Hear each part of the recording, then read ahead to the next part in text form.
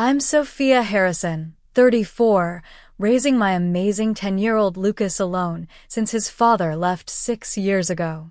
We've always been inseparable, our bond strengthening through every challenge life throws our way. My relationship with my parents, Amanda and Robert, has always been complicated at best. But nothing prepared me for that Thanksgiving dinner when they crossed a line with Lucas that changed everything. My son was already struggling with confidence after being bullied at school. Before I share what happened that night, let me know where you're watching from, and hit that subscribe button if stories about standing up for your children resonate with you. Growing up in the Harrison household meant one thing above all else: appearances mattered. My parents, Amanda and Robert Harrison, built their lives around what others thought of them. Our colonial-style home in Riverside was always immaculate, ready for impromptu visits from my father's business associates or my mother's social circle. My sister Grace and I were expected to be perfect extensions of this carefully curated image. From an early age, I struggled with my parents' expectations. While Grace excelled at everything she touched: piano recitals, debate tournaments, cheerleading, I was the dreamer, more interested in writing stories and exploring the creek behind our house than winning competitions. My parents viewed my personality as a project to fix rather than nurture. "Stand up straight, Sophia," my mother would whisper harshly at social gatherings. "Why can't you be more like your sister?" became the soundtrack of my childhood. When I met Ethan Harrison in college, he represented everything my parents weren't: warm, accepting, and genuinely interested in who I was rather than who I should be. We married young, against my parents' wishes, and Lucas came along 2 years later. For a while, everything was wonderful. Lucas was a bright-eyed, curious baby who grew into a thoughtful, sensitive toddler. But Ethan changed after losing his job at the architectural firm. The pressure of providing for us seemed to crush something inside him. The arguments grew more frequent, his absences longer. When Lucas was 4, Ethan announced he needed space and moved to Seattle for a job opportunity. The divorce was finalized 6 months later, and his visits became increasingly rare until they stopped altogether when Lucas turned 7. Lucas inherited my sensitive nature and creative spirit. At 10, he was a lanky boy with sandy brown hair that constantly fell into his eyes and a collection of freckles across his nose that multiplied every summer. Unlike many boys his age who lived for sports, Lucas found joy in art and science. He could spend hours constructing elaborate models or designing robots from spare parts. After struggling financially for years in Boston, I made the difficult decision to move back to Riverside. The teaching position at the local elementary school offered stability, and despite my reservations about being near my parents again, I believed having some family around would benefit Lucas. "You'll always have a home here," my mother said when I called to tell her about our move. But her next words revealed her true thoughts. "Maybe now we can help you get Lucas on the right track. He needs a male influence, Sophia. Your poor parenting decisions have affected that boy." The first year back in Riverside was harder than I anticipated. Lucas struggled to fit in at his new school. His interests in robotics and art made him a target for some of the more traditionally masculine boys in his grade. Coming home with tears in his eyes became a regular occurrence, though he tried to hide them from me. "Mom, why don't I like the things other boys like?" he asked one evening as I helped him with a science project. "Because you're extraordinary," I told him, pulling him close. "The world needs dreamers and thinkers like you." My sister Grace had followed our parents' life plan perfectly. She married James, a successful surgeon, and had 2 children who excelled at everything they touched. Kimberly, 12, was already being scouted for gymnastics competitions, while Dylan, 14, was the top of his class and quarterback of the junior varsity football team. Grace never missed an opportunity to highlight her children's achievements or subtly compare them to Lucas. "Dylan's coach says he has real potential for a scholarship," she mentioned during one of our rare coffee meetings. "It's so important for boys to have these outlets for their energy. Has Lucas found any sports he enjoys yet?" The pressure of these interactions, combined with my parents' constant criticism of my parenting, created a storm of anxiety that grew as the annual Thanksgiving gathering approached. Every year, the extended Harrison family converged on my parents' home for an elaborate dinner that felt more like a performance than a celebration. "We don't have to go," I told Lucas a week before Thanksgiving, giving him an out. "It's okay, Mom," he replied with a maturity that broke my heart. "Grandma and Grandpa are just old-fashioned, and I want to see Uncle Frank. He always brings cool gadgets." What Lucas didn't say, but I could read in his eyes, was his desperate desire for his grandparents' approval. Despite their coldness, he still yearned for their love, something I understood all too well from my own childhood. The night before Thanksgiving, Lucas worked late into the evening perfecting a small robot he had built from a kit Uncle Frank had given him for his birthday. It could follow simple commands and pick up small objects. The pride in his eyes as he demonstrated it for me was something I wanted to protect at all costs. "Do you think Grandpa will like it?" he asked, his voice small and hopeful. "He'd be crazy not to," I answered, praying it would be true. Thanksgiving Day arrived with unusual warmth for late November. Lucas wore his nicest button-down shirt and even allowed me to tame his perpetually messy hair with a bit of gel. The small robot was carefully packed in a shoebox, wrapped in tissue paper like the treasure it was. "You look so handsome," I told him, adjusting his collar as we stood on my parents' doorstep. The familiar knot of anxiety tightened in my stomach as I rang the bell. My mother answered, her silver blonde hair perfectly styled and her cream cashmere sweater without a wrinkle. Her eyes quickly assessed us both. "Sophia, dear, you look comfortable," she said, her gaze lingering on my simple dress. "And Lucas, my goodness, you've grown taller. Still so thin, though. Doesn't your mother feed you?" She laughed as if it were a joke, but Lucas's smile faltered. The house was filled with the familiar sense of Thanksgiving roasting turkey, cinnamon, and the distinctive smell of my mother's signature potpourri. Family members were already gathered in the living room, drinks in hand and conversation flowing. Aunt Marlene, my mother's sister, greeted us warmly.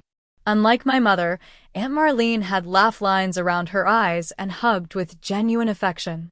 "Lucas, you handsome devil. Come tell your favorite aunt what you've been up to." Uncle Frank, my father's brother and the family eccentric, winked at Lucas from across the room. A retired engineer with a perpetual 5 o'clock shadow and mismatched socks, he was Lucas's favorite relative. "The young inventor arrives," he called out. "I've got something in my car for you later." My sister Grace air-kissed my cheek, her diamond earrings catching the light. "Sophia, you look well rested," she said, echoing our mother's tone. "The school must be giving you plenty of time off." Her husband James barely looked up from his phone, offering a distracted handshake. Their children, Kimberly and Dylan, were showcasing their latest achievements to my father in the corner, Kimberly performing a gymnastics move in the middle of the living room while Dylan explained something about his football statistics. "Lucas," my father finally acknowledged, looking up from his grandchildren's display. "How's school?" "It's good, Grandpa," Lucas replied eagerly. "I'm in the science club now, and I brought something to show you later." My father's expression remained impassive. "Science club, huh? Well, I suppose that's something."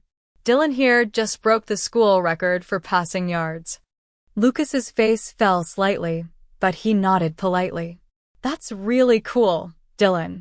I placed a protective hand on Lucas's shoulder, guiding him toward the appetizer table.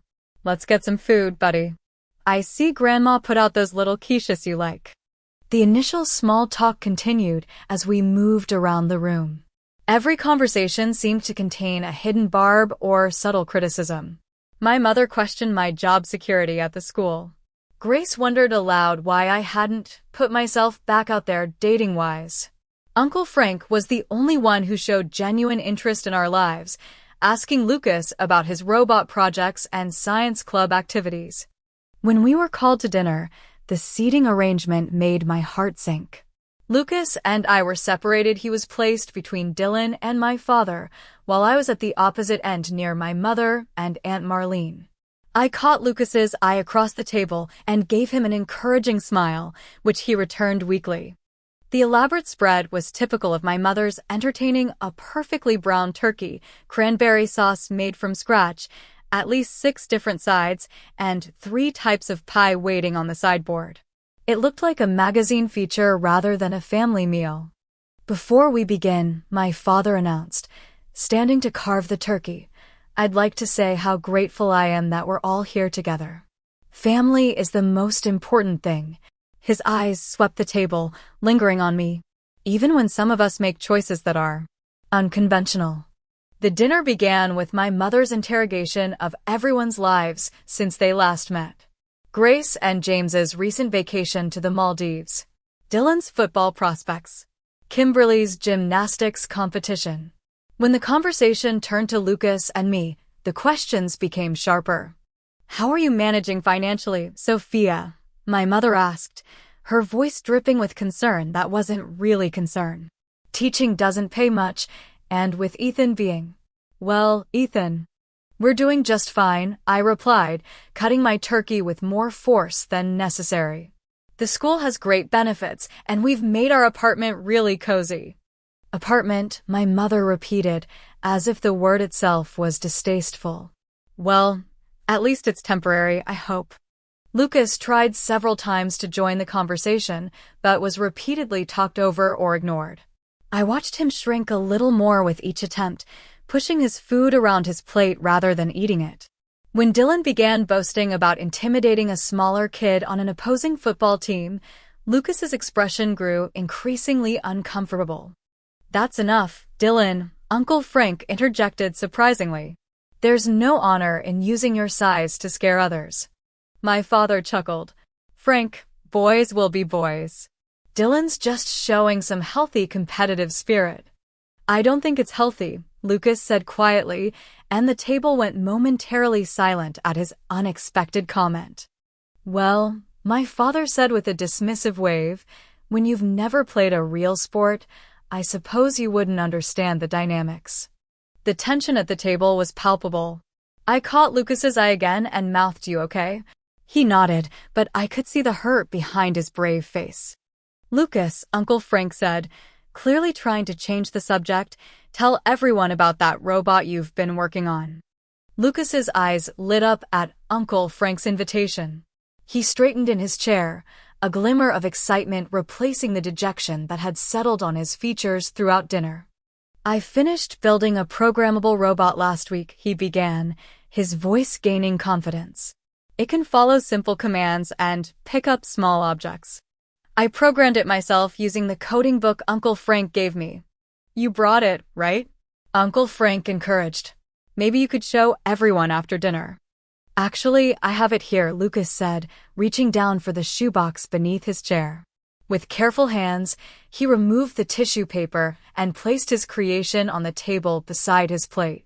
The robot was about the size of a small toaster, constructed from a kit, but with several creative modifications Lucas had added himself. The LED lights blinked in patterns as he switched it on. It's got sensors here and here, he explained, pointing to the front of the robot. And I modified the gripping mechanism so it can pick up things as small as a paperclip or as big as an apple. For a moment, the table was attentive. Even Dylan looked somewhat interested. Lucas's face glowed with pride as he demonstrated how the robot could navigate around obstacles on the table. Then my father snorted. Is that what they're teaching in science club these days? He said, his voice thick with mockery. He picked up a salt shaker and mimicked the robot's movements in an exaggerated way. Beep boop, I'm a robot, he said in a high-pitched voice meant to imitate Lucas. My mother's laugh came first, a tittering sound that she partially covered with her napkin. Then Grace joined in, followed by her husband James and finally Dylan, who laughed the loudest. Honestly, Sophia, my mother said between chuckles, couldn't you encourage him to do something more practical? He's so sensitive, just like you were. It doesn't serve boys well in the real world. Lucas's hands trembled as he reached for his robot. His face had gone from animated to frozen, a deep red flush creeping up his neck and into his cheeks. "He's just a kid," my father declared with a dismissive wave. "He'll get over it. Boys need to toughen up if they're going to make it in this world." "That's enough," I said sharply, finding my voice. "Lucas has every right to pursue his interests without being mocked for them." "Oh, Sophia, don't be so dramatic," Grace interjected. "Dad's just having a little fun. Lucas needs to learn to take a joke." Lucas's fork clattered against his plate as it slipped from his fingers. His eyes, swimming with unshed tears, met mine across the table. The look of betrayal and hurt was so acute it felt like a physical pain in my chest. "Lucas worked really hard on that robot," I continued, my voice rising. "He's shown incredible dedication and creativity, which are qualities that should be encouraged, not ridiculed." "Here we go again," my father sighed dramatically. "This is why the boy is so soft, Sophia. You coddle him too much." James, Grace's husband, who had barely spoken all evening, decided this was his moment to contribute. "Boys these days aren't being raised right. They need discipline and traditional male influences. No offense, Sophia, but single mothers just can't provide that." The table fell silent. Lucas's hands were now flat on the table, his shoulders rigid. Something shifted in his expression. The hurt was still there, but something else had joined it. Determination. Slowly, deliberately, Lucas stood up. At 10 years old, he wasn't very tall, but in that moment, he seemed to grow inches before my eyes. "I'll never forget this," he said, his voice clear and steady despite the slight quiver of his chin. "Not what you said, not how you laughed, and not how it made me feel." The table went completely silent. My father's mocking smile froze. My mother's eyes widened. Even Dylan stopped snickering. "Lucas," my father started, his tone suddenly conciliatory, but Lucas had already carefully placed his robot back in its box and was walking out of the dining room. I stood up immediately, my napkin falling to the floor. "How dare you," I said, looking directly at my parents. "How dare you humiliate a child, your own grandson, for having passions and interests that don't fit your narrow view of what a boy should be?" "Sophia, you're overreacting," my mother said, her voice tight. "It was just a bit of family teasing. Every child needs to learn to handle criticism." "That wasn't criticism," Uncle Frank spoke up unexpectedly. "That was cruelty, Amanda. And Robert, I expected better from you." "Stay out of this, Frank," my father warned. "No, I don't think I will," Uncle Frank replied calmly. "I've stayed out of it for too many years, watching how you treat Sophia and now Lucas. It stops today." I felt a surge of gratitude toward Uncle Frank, but my focus remained on Lucas. "I'm going to check on my son," I said. "And then we're leaving." "Don't be ridiculous," my mother hissed. "It's Thanksgiving. You can't just leave in the middle of dinner because of a little hurt feelings." "Watch me," I replied, turning toward the door. "Sophia Marie Harrison," my father's authoritative voice boomed. "If you walk out that door with that boy right now, don't bother coming back." I turned slowly to face him. "Is that supposed to be a threat, Dad? Because from where I'm standing, not coming back sounds like the healthiest choice I could make for Lucas and myself." I found Lucas sitting on the steps of the front porch, hugging his robot box to his chest. Without a word, I sat beside him and put my arm around his shoulders. We stayed like that for several minutes, the sounds of arguing voices floating through the dining room windows. "I'm sorry, Lucas," I finally said. "I'm so sorry they treated you that way." "It's not your fault, Mom," he replied, his voice small but steady. "Can we go home now?" "Absolutely," I said, standing and offering him my hand. "We never have to come back here if you don't want to." As we walked to the car, I heard the front door open behind us. I turned, half expecting to see my parents, but it was Uncle Frank, carrying our coats and a small bag. "You forgot these," he said, handing me the coats. "And I packed some pie for later. That boy deserves something sweet after what happened in there." He knelt down to Lucas's level. "I'm proud of you, kiddo." Standing up for yourself like that takes real courage. More courage than anyone else showed at that table today. Lucas managed a small smile. Thanks, Uncle Frank. I'll call you tomorrow, Uncle Frank told me quietly. This has been a long time coming, Sophia. You're doing the right thing. As we drove away from my parents' house, the silence in the car was heavy with unshed tears and unspoken words. Lucas stared out the window, clutching his robot box like a lifeline. The drive home felt endless. Streetlights cast intermittent shadows across Lucas's face as he stared out the passenger window. Neither of us spoke. The weight of what had happened seemed too heavy for words. I kept glancing at him, searching for signs of how deeply the wound had cut, but his expression remained carefully neutral, a mask no 10-year-old should have to wear. When we finally reached our apartment building, Lucas unbuckled his seatbelt but didn't move to get out of the car. Mom, his voice was barely audible. Are they right about me? The question shattered my heart. I turned off the engine and shifted to face him fully. Lucas, look at me, I said gently.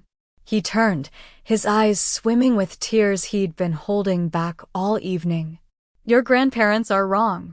So wrong. There is nothing, absolutely nothing wrong with who you are. You're creative, intelligent, and kind. Those are strengths, not weaknesses. His bottom lip trembled. But Grandpa said boys need to be tough. Dylan doesn't get bullied at school. Maybe if I was more like him. Do you really want to be like Dylan? I asked. Someone who thinks it's okay to intimidate smaller kids? Is that the kind of person you admire? Lucas considered this, then slowly shook his head. The world needs all kinds of people, Lucas. It needs artists and scientists and dreamers just as much as it needs athletes. Maybe even more. We sat in silence for another moment before heading upstairs to our apartment. Once inside, Lucas placed his robot carefully on the coffee table, then suddenly collapsed onto the couch, the dam finally breaking. His sobs were gut-wrenching deep, body-shaking cries that seemed to come from somewhere primal. I held him against my chest, rocking slightly as I had when he was smaller. Let it out, I whispered. It's okay to be hurt. It's okay to cry. When his sobs finally subsided to hiccups and shaky breaths, he pulled away slightly. It wasn't just tonight, Mom, he confessed, wiping his nose with his sleeve. They always do that. When you go to help Grandma in the kitchen or when you're talking to Aunt Marlene. Grandpa and Dylan make fun of me. They've been doing it every time we visit. The revelation hit me like a physical blow. All those times I'd left Lucas alone with my father, thinking they were bonding, he'd been enduring ridicule and humiliation. Why didn't you tell me? I asked, struggling to keep my voice steady. I didn't want you to be upset, he said with a shrug that broke my heart all over again. And I thought maybe if I just tried harder, they'd like me eventually. I pulled him close again. This is not your problem to fix, Lucas. You shouldn't have to change who you are to earn love from your family. That's not how love is supposed to work. We stayed up late, talking more openly than we ever had before.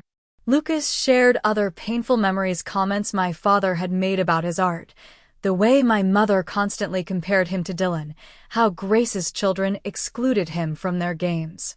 Each revelation fueled a growing anger inside me, but also a resolve to protect my son from further harm. Around midnight, my phone chimed with a text from Grace. Way to overreact and ruin Thanksgiving. Mom is upset and Dad is furious. You always make everything about you. Lucas needs to learn to take a joke and not be so sensitive. James says that's why he'll struggle in life. I turned off my phone without responding. That night, sleep eluded me. I replayed every visit to my parents' house, searching for signs I'd missed, moments when Lucas might have been suffering while I remained oblivious. The weight of my failure to protect him pressed on my chest like a stone. Morning came after a restless night. I found Lucas already awake, sitting cross-legged on the living room floor, making adjustments to his robot. He looked up when I entered, his expression serious beyond his years. I don't want to go back there, Mom, he said simply. We don't have to, sweetheart. Are you mad at them? He asked. I considered my answer carefully. I'm disappointed in them. And I'm angry about how they treated you. But mostly I'm sad that they can't see how amazing you are just as you are. I was pouring coffee when the doorbell rang. Given the early hour, I knew exactly who it would be. My father rarely allowed conflicts to simmer. He preferred to impose his resolution immediately and decisively. Sure enough, when I opened the door, Robert Harrison stood in the hallway, his posture rigid and his expression stern. He was dressed impeccably as always, not a silver hair out of place. Sophia, he said by way of greeting. This has gone on long enough. Your mother is upset. Dinner was ruined, and I expect you to bring Lucas back today for leftover dinner to smooth things over. No apology. No acknowledgement of what had happened. Just the expectation that we would fall in line as we always had before. That's not going to happen, Dad, I said, my voice surprisingly steady. Not without a genuine apology to Lucas and a commitment to treat him with respect going forward. My father's expression darkened. This is ridiculous. We were just having a little family fun. The boy needs to toughen up, and you're not doing him any favors by coddling him. It wasn't fun for Lucas, I countered. It was humiliating. And he deserves better from his grandparents. Well, he'll have to get over it, my father insisted. That's what family does. We move past these things. Not this time, I said firmly. Not without real change. What happened next caught both my father and me by surprise. The sound of footsteps behind me made me turn, and there stood Lucas in his pajamas, clutching his robot. Hi, Grandpa, he said quietly. My father's expression softened marginally. Lucas. Good morning. I was just telling your mother that we expect you both back for dinner today. Your grandmother made your favorite pumpkin pie. I started to step in front of Lucas protectively, but he moved beside me instead, his shoulder touching my hip. I don't want to come back, Lucas said, his voice small but clear. Not after what happened yesterday.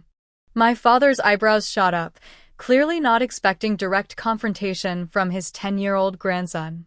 Now, Lucas, it was just a bit of teasing. Family teases each other. It's how we show love. Lucas shook his head slowly. That's not love, Grandpa. It hurt me. It always hurts me when you and Dylan make fun of the things I like. We're just trying to help you grow up to be a strong man, my father insisted, his tone becoming patronizing. The world isn't kind to sensitive boys. Maybe the world should be kinder. Then, Lucas replied, looking directly at his grandfather. My science teacher says my robot design was one of the most creative she's seen. My art teacher put my drawing in the school showcase. The things you laugh at are the things other people think are good about me.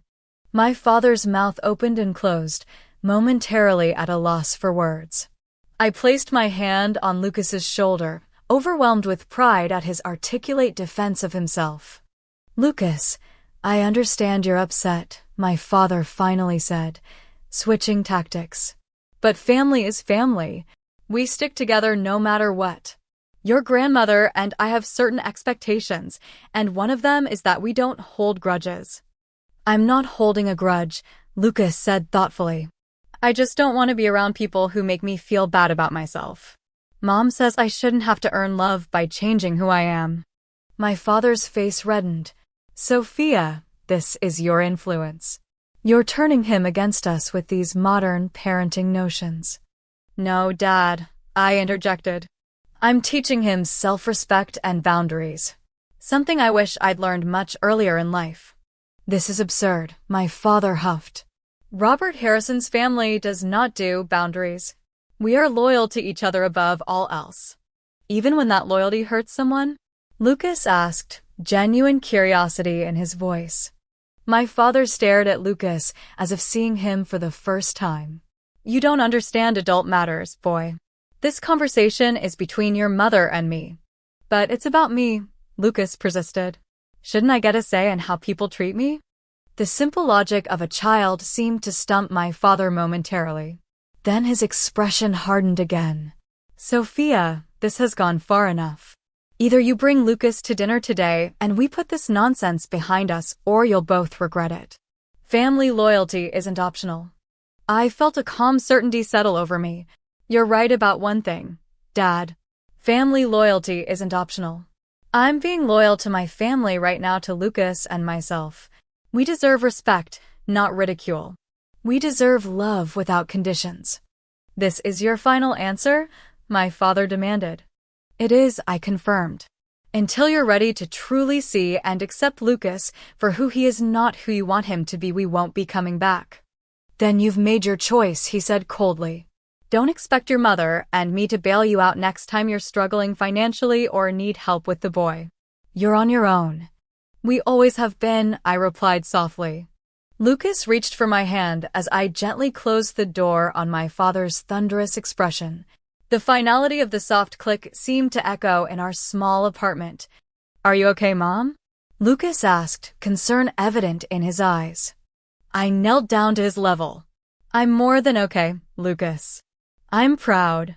Proud of you for standing up for yourself, and proud of us for choosing what's healthy over what's familiar. What happens now? He asked. Now, I said, smiling despite the heaviness in my heart, we make our own Thanksgiving traditions. Just the two of us. Later that morning, as I mixed pancake batter while Lucas set the table, my phone rang. It was Uncle Frank. I heard what happened with Robert this morning, he said without preamble. He's on the warpath. How did you know? I asked.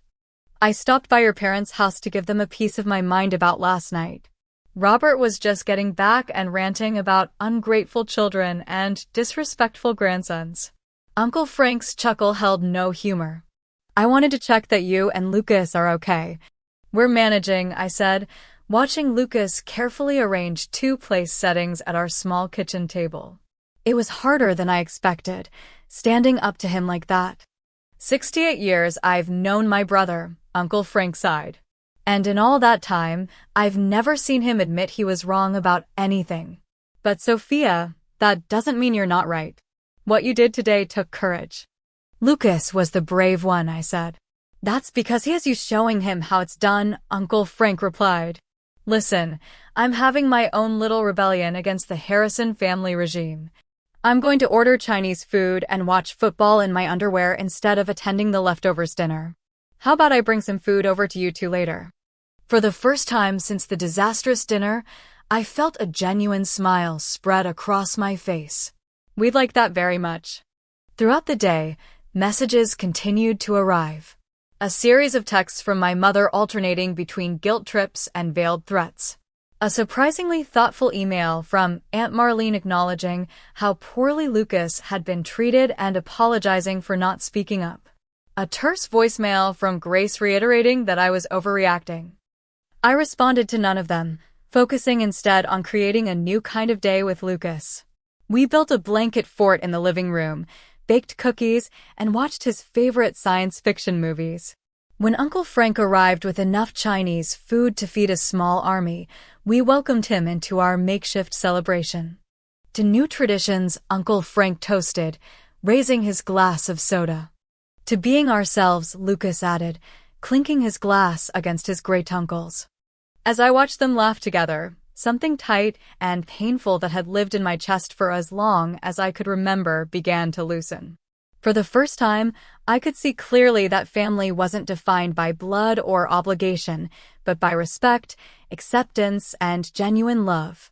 And by that definition, our little gathering of three was more of a family than anything I'd experienced in my parents' grand house.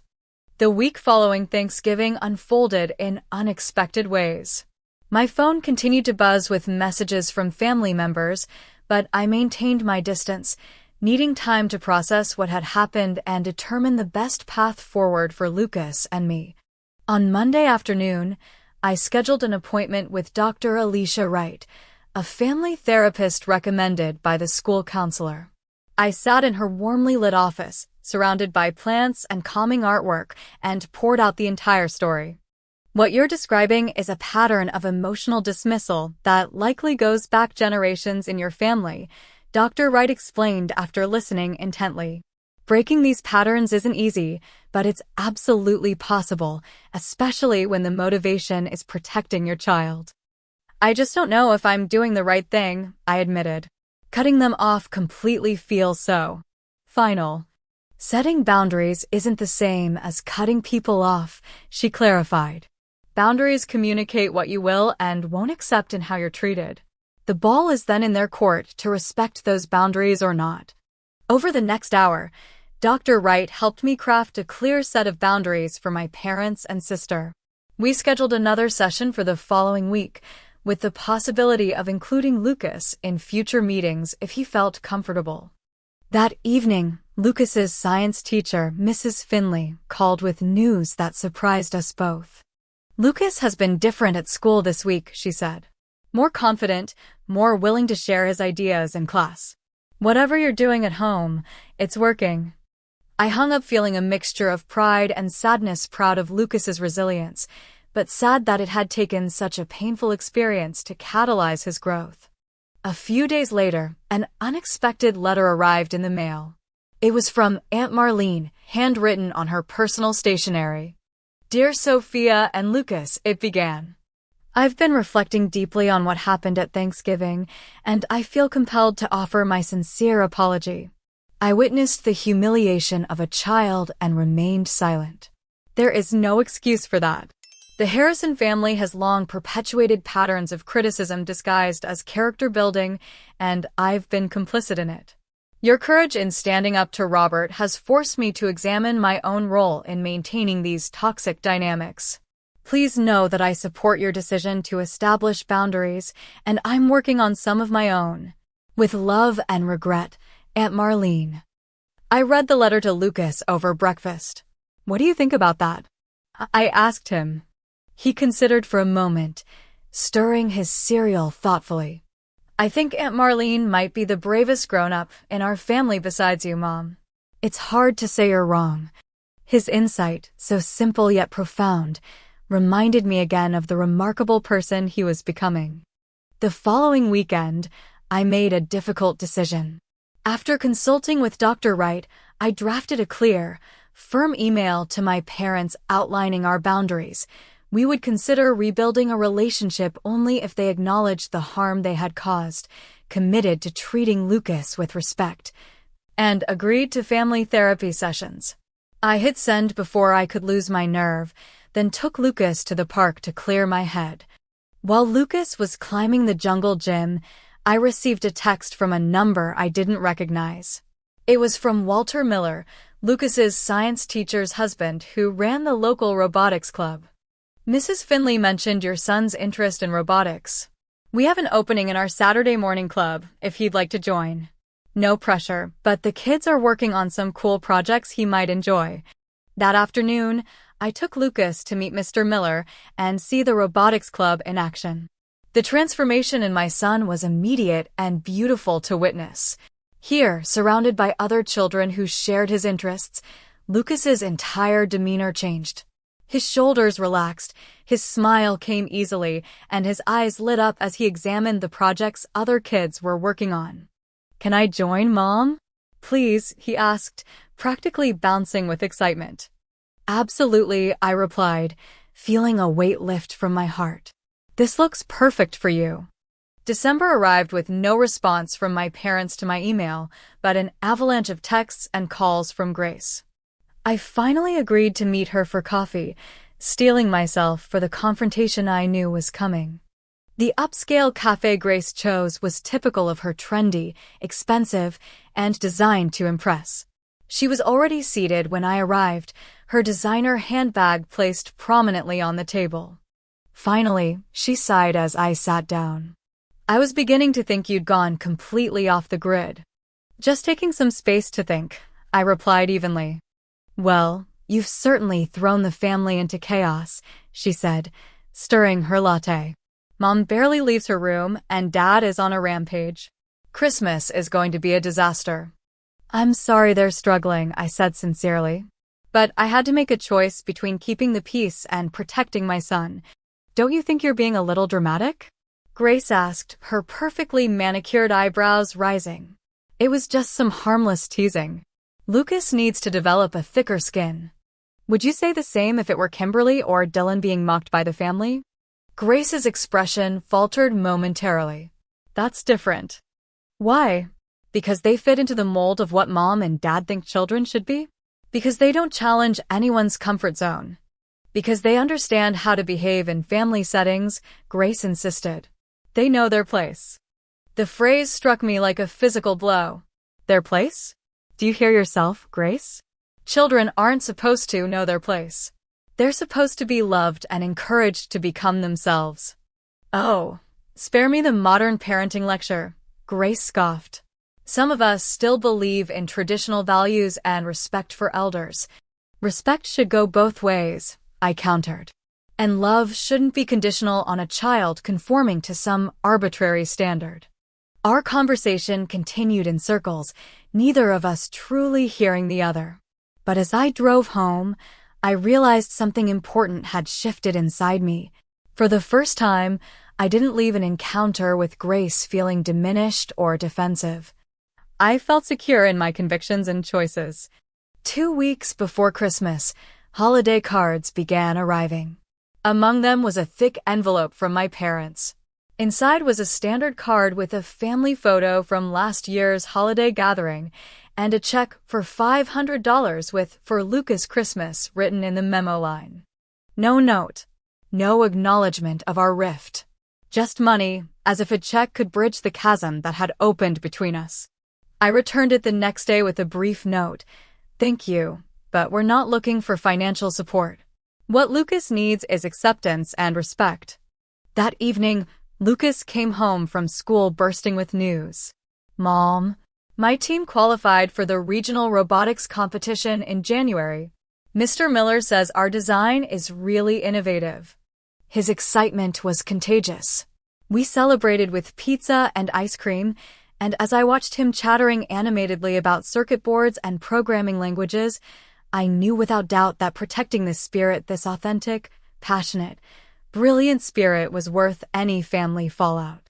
Christmas approached, and for the first time in my life, I wouldn't be spending it at my parents' house. The realization brought both sadness and liberation. Lucas and I decided to create our own traditions.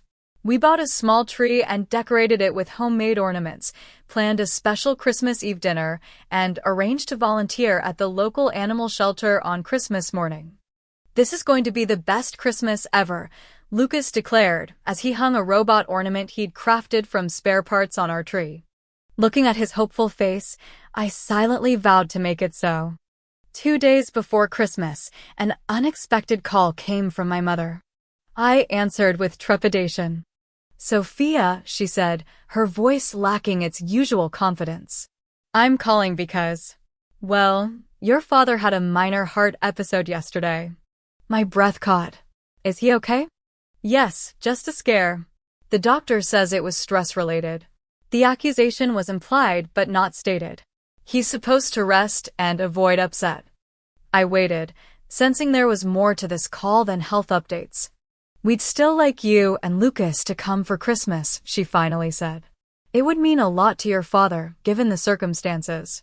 The old guilt began to creep in, but I remembered Dr. Wright's words about emotional manipulation. I'm genuinely sorry about Dad's health scare, I said carefully. But our boundaries haven't changed. Has Dad read my email? Is he willing to acknowledge how his behavior affected Lucas?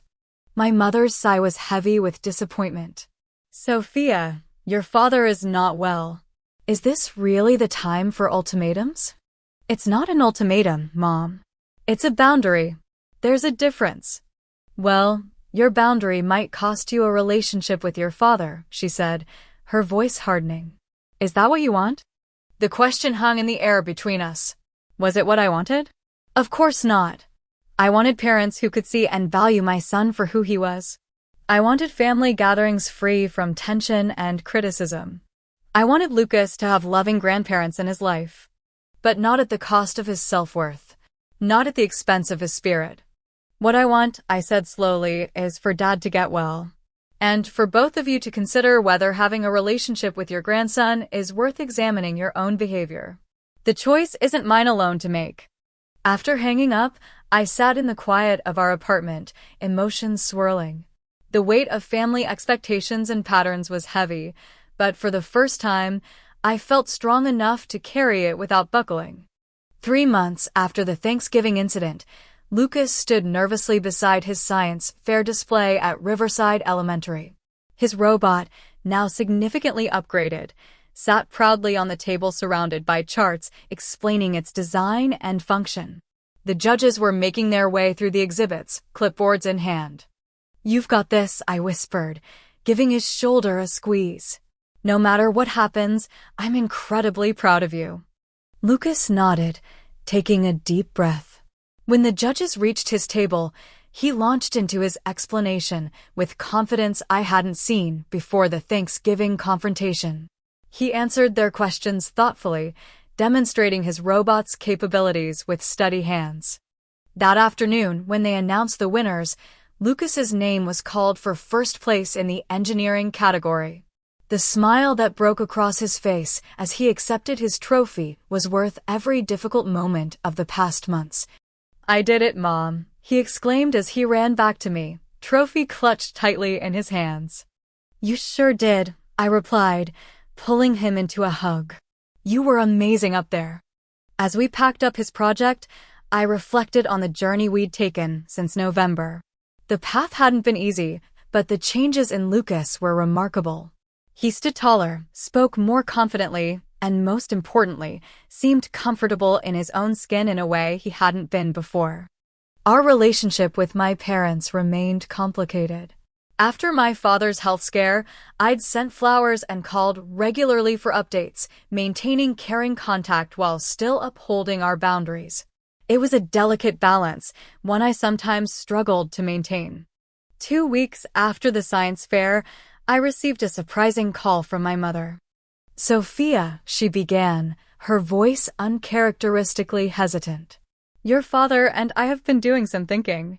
We'd like to come see Lucas's robot demonstration if the invitation is still open." Lucas had mentioned wanting to show his grandparents his science fair project, but I had never actually extended an invitation.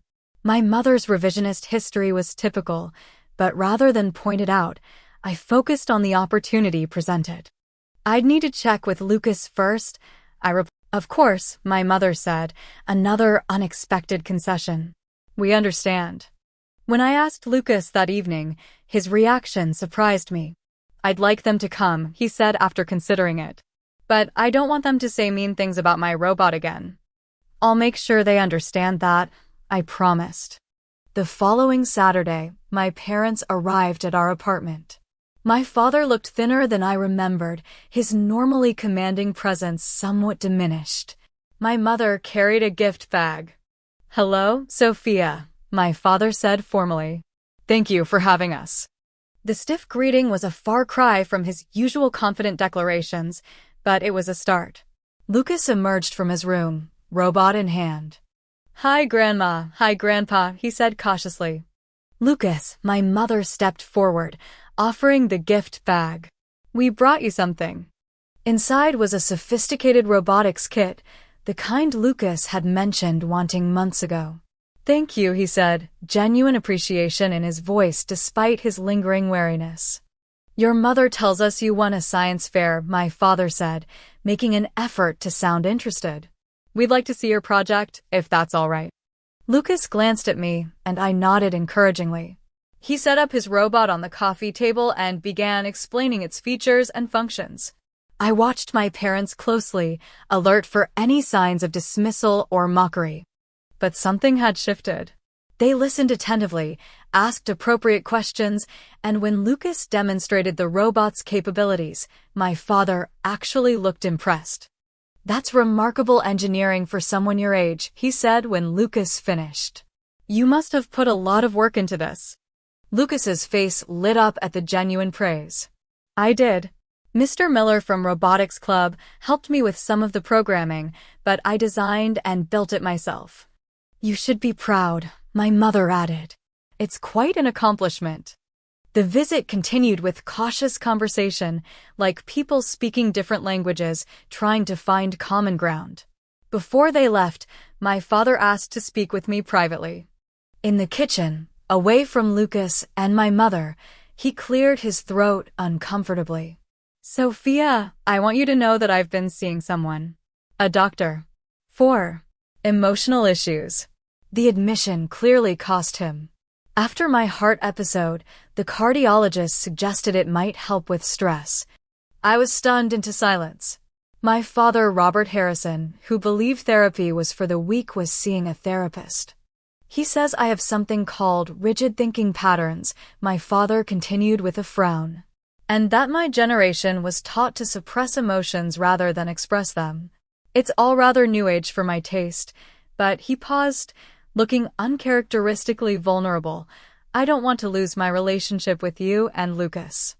It wasn't an apology, but coming from my father, it was an extraordinary concession. That means a lot to hear, Dad, I said carefully. Would you be open to a family session sometime? With Lucas and me? He nodded stiffly. If that's what it takes. After my parents left, do you think they're really changing? He asked. I think they're trying, I answered honestly. And that's a start. But real change takes time and effort. Like programming a robot. I smiled at his apt analogy. Exactly like that. And we don't have to rush anything. We can take it slow and see how it goes. Over the next month, we began the careful work of rebuilding family relationships on new terms. My mother called regularly with genuine questions about Lucas's activities.